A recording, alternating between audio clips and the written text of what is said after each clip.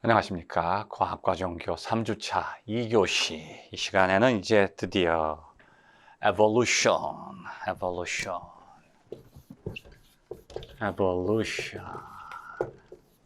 진화.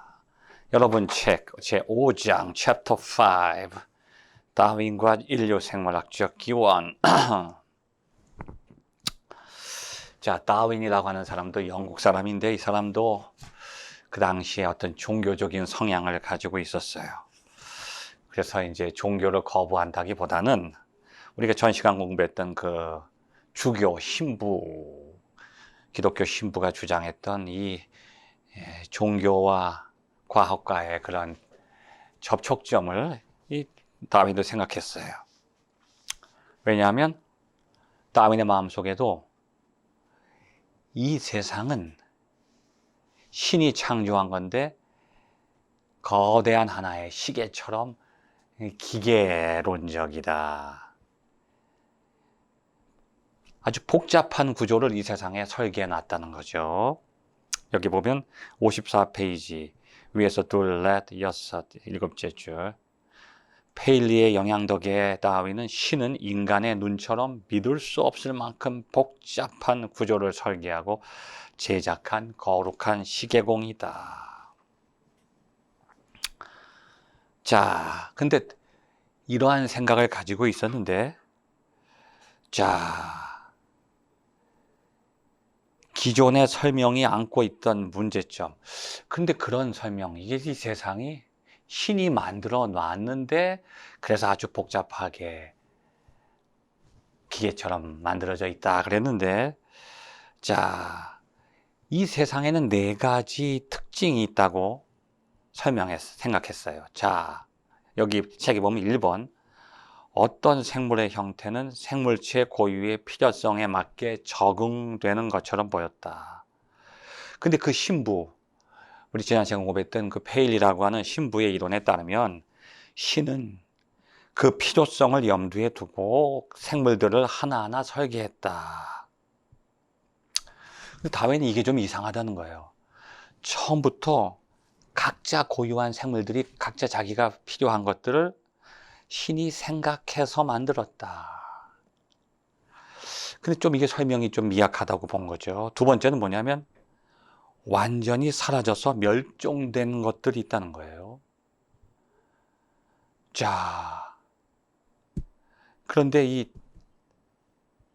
다윈 전에는 이런 것들이 멸종된 게 왜 없어졌냐 그러면 큰 홍수가 나서 노아의 홍수 때 그때 다 물에 잠겨서 없어졌다. 이렇게 종교는 설명하는데 다윈은 그 멸종된 것이 홍수 때문이 아니다. 그런 생각을 갖게 됐어요. 그리고 세 번째, 이 세상이 하나님, 신이 만든 거대한 기계라고 하는 것에 대해서 다윈이 이제 질문을 던지는 거죠. 세 번째 질문은 뭐냐면, 생물의 지리적 분포, 여기 있는 생물이 있고, 저기 있는 생물이 있는데, 예를 들면, 호주에 캥거루가 있잖아요. 다른 곳엔 캥거루가 없어요. 꼭 그 지역에만 있는 생물들이 있다는 거예요. 그리고 섬에는 더 독특한 생물들이 살고 있다는 거죠. 그래서 이 다윈은 이상하다.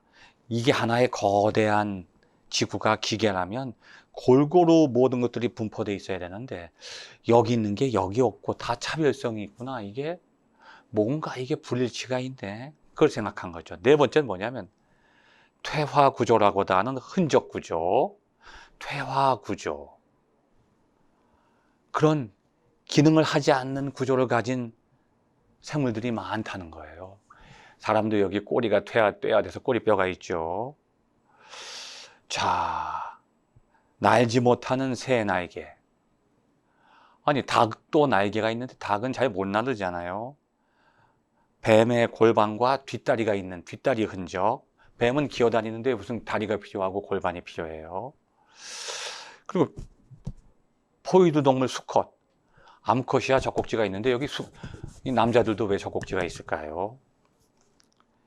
이런 것들은 이게 왜 모든 것이 완벽한 기계라면 꼭 필요한 것들만 딱딱 필요한 것에 맞게 존재해야 되는데 어떤 것은 필요한 것이 없는 게 있고 있는데도 불필요하단 말이에요. 이제 아셨죠? 이거 이상하다. 완벽한 기계라고 한다면 왜 불필요한 걸 신이 만들었을까 하면서 그 신이 이 세상을 만들어낸 그런 기계론적인 또 세계관과 그 과학과의 연관성에 대해서 의심을 갖기 시작한 거죠. 자, 그러니까 이전까지 이 자연신학이라든지 이신론에서 종교와 과학과의 관계를 설명했던 것에 대해서 다윈은 그렇지 않은 것 같아. 종교와 과학은 전혀 아무 관련이 없는 것 같아. 이런 생각을 하게 된 거예요. 자, 다윈은 여기 보면 55페이지 밑에서 열째 줄 생물학적 진화의 개념을 뒷받침하는 증거를 제시했어요. 이제 자, 어떤 증거냐면 어떤 메커니즘이 있다는 거예요. 진화의 메커니즘. 그게 뭐냐면 자연 선택. 현재 이 우주의 원리가 처음부터 완벽하게 짜여진 완벽한 기계라는 그런 게 아니다. 과거에는 그렇게 과학에서도 그렇게 봤고 종교에서도 그렇게 봤는데 아니다. 오히려 이 세상은 완벽하게 짜여졌다기보다는 완벽한 것을 향해서 변화한다. 말하자면 이 자연세계 속에 가장 잘 적응하는 것들만 남아가는 과정이 지금 일어나고 있다. 없어지는 것은 적응 못한 것이고 적응한 것은 남는다. 자기들이 남으려고 한 것도 아니고 없어지려고 한 게 아니라 자연이 그것들을 그렇게 버리고 선택하는 과정이 이어져 왔다. 그러면 지금 현재 있는 것들은 이 우주와 자연에 가장 잘 적응하는 것들이다. 이것을 자연 선택이라고 해요. 이걸 또 다른 말로 하면 적자생존. 가장 잘 적응하는 존재만이 살아남는다. 그것은 자연이 그렇게 선택하는 것이다. 이 말은 뭐냐면 신이 만들어 놔서 움직이는 게 아니라 자연 안에서 그렇게 변화하는 것이다. 그래서 이제 과학과 종교를 연결시켰던 그런 기계론적 세계관이 점차 이제 흔들리기 시작하는 것입니다. 자, 그래서 다윈의 자연 선택 이론을 중심으로 해서 여기 쭉, 자, 여기 보면 56페이지 위에서 셋째 줄. 오늘날 새로운 동식물 종의 진화를 이끄는 힘은 지금까지 아주 오랜 세월 동안 작용해 온 거라는 거예요. 그 시간에 의해서 움직인지는 오랜 시간 동안 다시 말해서 변화했다는 거죠. 근데 우리는 진화론 그러면 점점 더 발전했다는 뜻인데 발전한 게 아니에요. 변화한 거죠. 어떻게 변화했느냐? 자연에 적합하게 변화했다고 하는 거죠. 이것이 바로 자연 선택 이론입니다. 자, 그래서 다윈은 그러한 책을 쓴 게 The Origin of Species, 종의 기원. 거기서 자 56페이지 제일 밑에 왜 자연 선택 개념이 종의 진화 방식을 설명하는 최상의 메커니즘인지, 그리고 이 개념을 어떻게 이해해야 하는지 아주 설명을 잘 하고 있어요. 자, 자연 선택은 인간이 가축을 사육하듯이 인위적으로 선택하는 과정이 똑같이 자연에서 일어난다는 거예요. 우리가 가축을 할 때, 소를 몇 마리 키워야 되겠다. 그러면 소를 선택해요. 자, 돼지를 몇 마리 키워야 되겠다. 돼지를 선택합니다. 우리가 인위적으로 사육을 하듯이 자연이 모든 생물들을 사육한다는 거예요. 그 중에서, 너는 여기에 있기가 맞지가 않아. 그럼 없애버린다는 거예요. 멸종되는 거죠. 자, 너는 여기서 잘 살아남을 수 있어. 선택하는 거예요. 자, 그래서 종의 기원의 첫 장을 보면 여기 57페이지 넷째 줄, 농업 종사자들이 동식물을 키우는 방식, 거기서 발생하는 변이를 언급하는 거예요. 집에서 사육하다 보면 거기서도 이게 갑자기 변이가 나타나죠. 전혀 다른 모습이 나타나고 돌연변이도 나타나잖아요.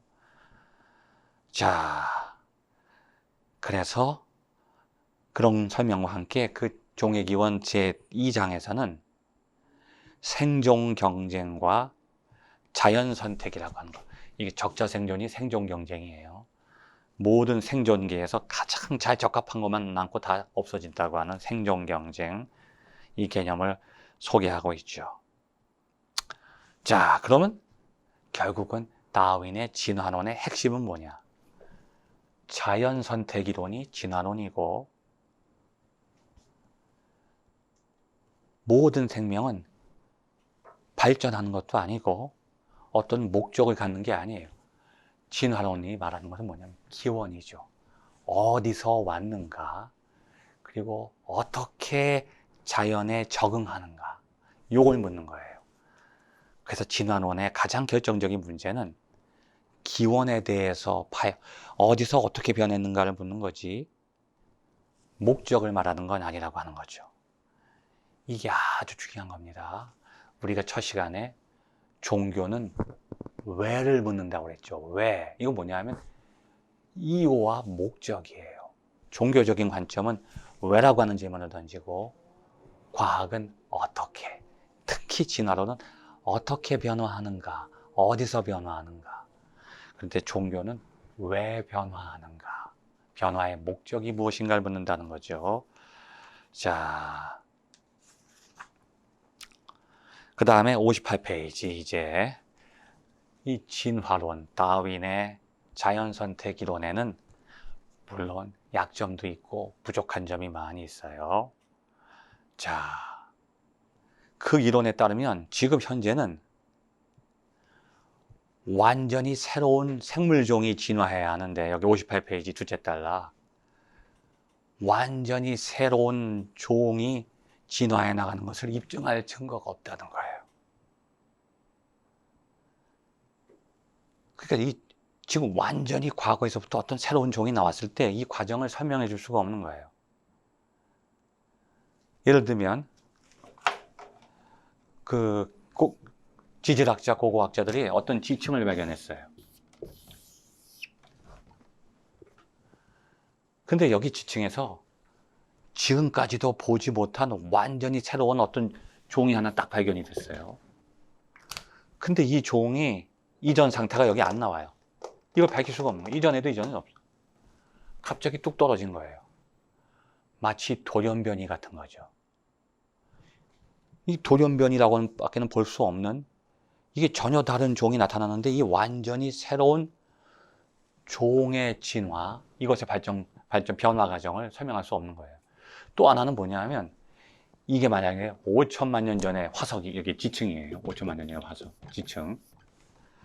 그럼 이제 5천만 년 전에 그 진화 과정이 거기 나타나야 되잖아요. 그러면 5천만 년 전의 진화 과정만 나타내야 되는데, 아니 이 안에서 3천만 년, 1천만 년, 아니 100만 년 전 최근의 생물의 화석과 1억 년 전의 생물의 화석, 뒤죽박죽 모든 시기를 넘어서서 한 지층 안에서 엄청난 시간의 진화 과정 속에 나타나야 될 것들이 한꺼번에 나타나는 거예요. 결정적이죠. 이게 시간에 따라서 변화한다고 그랬는데, 한 시간 속에 변화하는 과정 전체가 다 나타나 버리니 이 진화론이 거기에 또 벽에 부딪힐 수 있다고 하는 겁니다. 자, 그래서 처음 종이 있고 마지막 종이 있다면 이 변화하는 중간 단계가 있어야 되는데 중간 단계가 또 밝혀내지 못한 거죠. 밝혀낼 수 없었던 거예요. 그래서 이러한 내용에 의해서 다윈은 스스로 자기가 이 진화론의 한계를 인정하는 것입니다. 자, 그런데 이제 다윈의 이론이 점점 이제 약화되고 힘을 잃어가는 무렵에 좀 이단자가 한 사람이, 독특한 사람이 나타나요. 아주 최근 사람이에요. 우리 시대에. 리차드 도킨스.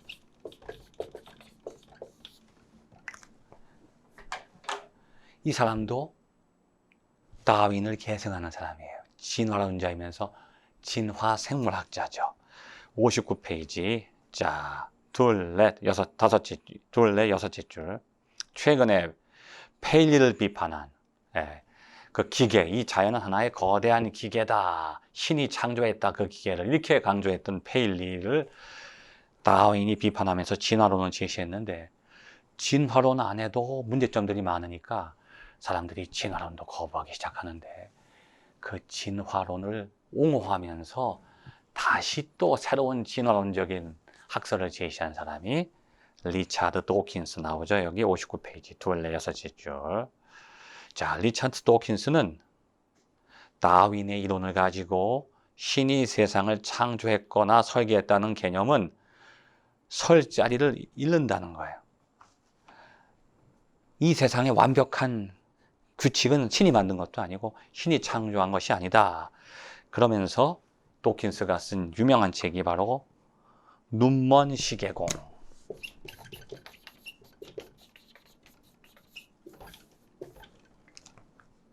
그러니까 말하자면 신은 시계공이긴 시계공인데 이 자연을 제작한 게 아니라는 거예요. 왜 제작할 수 없냐면 눈이 멀었어요. 앞을 보지 못하는 시계공이기 때문에 설계도 할 수 없고 만들 수도 없다는 거죠. 그렇다면 이 세상은 신의 작품이 아니라 우연히 생겼다는 거예요. 그리고 그 안에서 다윈이 말했듯이 진화를 거듭해 가서 그 안에서 어떠한 법칙들이 만들어졌다고 하는 거죠. 자, 그래서 이제 이 도킨스를 통해서 다시 이 전통적인 종교적인 신개념이 또 흔들리기 시작하게 되는 겁니다. 그래서 지금도 이 다윈은 사라졌지만, 진화론은 사라졌지만 다윈주의, 다윈의 전통은 지금도 살아서 종교와 갈등을 일으키고 있다고 하는 것입니다. 자, 그래서 이 종교적인 관점, 특히 이 다윈의 전통은 기독교, 종교에 대해서 공격을 하는데, 여기 60페이지 보면 종교를 문자 그대로 받아들이는 그러한 기독교적인 문화권, 종교적 문화권에 대해서 아주 대립을 심하게 이루고 있다고 하는 거죠. 그래서 특히 그 종교적인 해석을 문자적으로 볼 것인가, 아니면 이것을 비유적으로 볼 것인가 하는 그런 문제를 다시 야기시키고 있다고 하는 겁니다. 그리고 결정적으로 진화론이, 특히 도킨스의 이론이 종교와 가장 크게 부딪히는 것은 바로 생물의 문제가 아니에요. 생물의 진화가 아니에요. 인간의 기원과 인간의 지위. 여기서 지금 종교와 과학이 결정적으로 갈등을 겪고 있다는 겁니다. 왜냐하면 종교에서는 인간은 신이 창조했다는 거예요. 그렇죠? 신이 창조했다. 근데 신이 창조했는데 모든 생물과 인간은 차별성을 갖는다는 거예요. 만물의 영장이에요. 인간은 자연계의 주인이다. 그리고 우주의 주인이다. 더 심하게 말하면 종교에서는 인간은 신을 닮았다는 거예요. 신의 얼굴을 닮은 게 아니라 신의 형상. 다시 말해서 신적인 특징이 뭘까요? 인격성, 이성, 아니면 감성, 아니면 관계성. 그 모든 생물들이 갖지 않는 또 자기에 대한 이해, 자의식, 이런 것들은 신의 형상을 닮았는데, 그래서 인간을 만물의 주인으로 봤어요. 그런데 어느 날 갑자기 진화론이 탁 나오니까 인간은 만물의 주인이 아니야. 원숭이의 후손이야. 여러분 요즘에 그 영화 중에 그런 영화 있죠? 거기 원숭이 나오는 영화가 뭘까요? 네, 제가 갑자기 제목이 기억이 안 나네. 요즘에 그 옛날에 만들었던 영화 리메이크 한 건데, 혹성탈줄, 맞아요. 혹성탈줄. 거기 보면 철저히 진화론적이에요. 원숭이가 인간처럼 말을 하고 인간과 동질성을 갖는다는 거예요. 그러니까 인간들은 원숭이를 동물로 천대했는데 그게 아니라는 거예요. 원숭이의 지능이 인간보다 더 발달했던 때도 있다. 그러니까 이게 지금 인간의 존엄성이 무너지는 거예요. 원숭이의 손자다 하니까. 그래서 이 진화론이 종교계에 가장 큰 영향을 준 게 바로 뭐냐면 인간의 기원과 인간의 지위예요. 더 이상 인간은 만물의 주인이 아니다. 그렇게 강조하게 된 거죠. 자, 이제 역사상 가장 큰 도전에 대해서 이제 종교가 직면하게 되는 거예요. 과거하고는 달라요. 그냥 신이 창조한 이 우주 가운데 인간이 중심이다. 이렇게 설명하고 과학이 끝나는 게 아니라 이제는 정면도전이에요. 인간은 신이 창조한 게 아니야.